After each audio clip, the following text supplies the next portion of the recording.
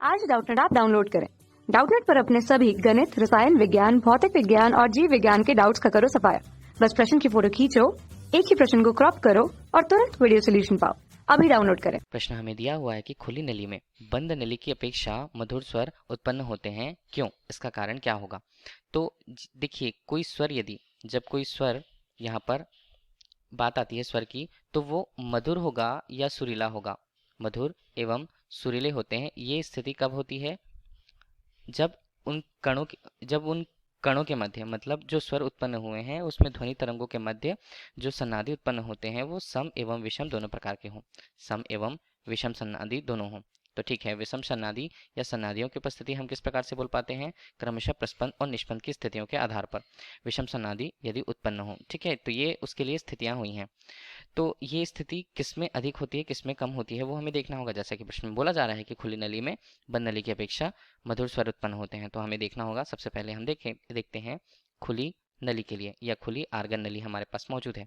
ठीक है, तो खुली आर्गन नली के लिए उसकी आवृत्ति को किस सूत्र से दिया जाता है? खुली नली के लिए या खुली आर्गन नलिका के लिए, उसके लिए उससे उत्पन्न होने वाले ध्वनि तरंगों की आवृत्ति n1 से स्पष्ट की जाती है, जिसका मान होता है यहाँ पर के हमने लिया, यहाँ पे v और नीचे 2l के रूप में। ठीक है, ये हमें जो सूत्र मिला हुआ है इस आधार पर यदि हम सभी मानों को देखें, देखिए v हमें क्या बता रहा है? v यहाँ पर जो ध्वनि उत्पन्न हुई है, ध्वनि के लिए उसका वेग बताया जा रहा है कि ध्वनि का वेग कितना है। l हमें बता रहा है कि खुली नली के लिए उसकी लंबाई कितनी है। इस आधार पर यदि k की बात करें तो k हमें बताता है यहाँ पर कंपन की विधा। ठीक है, कंपन की विधा।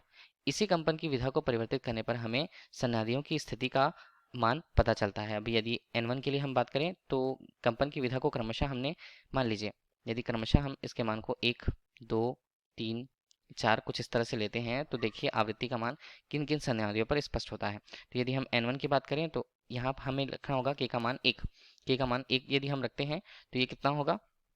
ये होगा v अनुपात 2l के रूप में। ठीक है, और इसी तरह n2 हमने निकाला तो दो मान के लिए क्या होगा? उसका मान 2v अनुपात l 2l के रूप में, मतलब इसे हम बोल सकते हैं v अनुपात l के रूप में। n3 यदि हमने निकाला तो ये हमारे लिए होता है 3v अनुपात 2l के रूप में।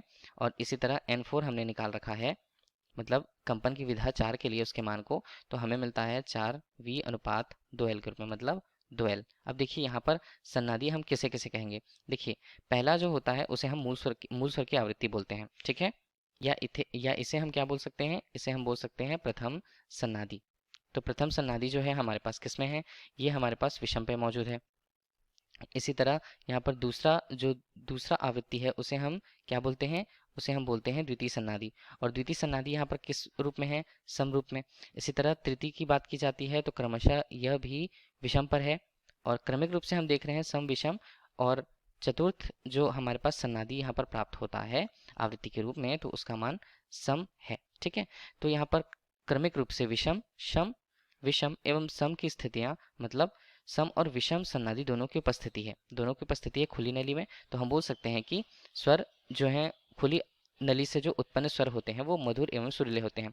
अब चलिए, बंद नलिका यदि हमें दी हुई है तो बंद नलिका के आराम से के अनुसार ही हम उसकी तुलना कर लेते हैं कि वो किस प्रकार सुरीला यहाँ पर या मधुर या सुरीला स्वर उत्पन्न कर पाता है कि नहीं। इसके लिए बंद नली जो होती है उसकी जो आवृत्ति का सूत्र होता है, चलिए हमने आवृत्ति के सूत्र को लिखा। तो आवृत्ति के सूत्र को n से, चलिए n डैश से यदि हम उपस्थित करते हैं तो उसका मान होगा 2k ऋण 1 v अनुपात 4l के बराबर। ठीक है, अब देखिए सारे पदों को हम देख लेते हैं कि हैं क्या क्या। यहाँ पर v हम जानते हैं, वो क्या बता रहा है? उत्पन्न ध्वनि के वेग को। ठीक है, l हमें बता रहा है उसकी लंबाई को, लंबाई किसकी? जो बंद नली है उसकी लंबाई को। और k हमें क्या बता रहा है? k हमें फिर से बता रहा है कंपन की विधा को, कंपन की विधा। इस अनुसार के मान को क्रमशः फिर से हम क्या करने वाले हैं? 1, 2, 3, 4, 5 इस तरह हम देखने वाले हैं कंपन की विधा के संगत। तो देखिए इनके मान को, यदि हमने n डैश का मान यहाँ पर रखा n1 यदि हमने लिखा, या मूल स्वर की आवृत्ति यदि हमें निकाली है, तो ये क्या होगा? ये हमारे पास होता है, एक मान रखते हैं तो v अनुपात 4l के रूप में। इसी तरह n2 यदि हमने लिखा, ठीक है, n2 डैश के रूप में उसका मान, तो हमने 2 यदि मान रखा है तो हमारे पास 3v अनुपात 4l आता है। इसी तरह n3 डैश हमने निकाला तो इसका मान आता है 5v अनुपात 4l। तो देखिए जो जो मान हमारे पास आ रहे हैं उन्हें देखना होगा हमें। पहले को हम बोल पाते हैं यहाँ पर प्रथम मूल स्वर की आवृत्ति, या हम इसे बोलते हैं प्रथम सन्नादि के रूप में।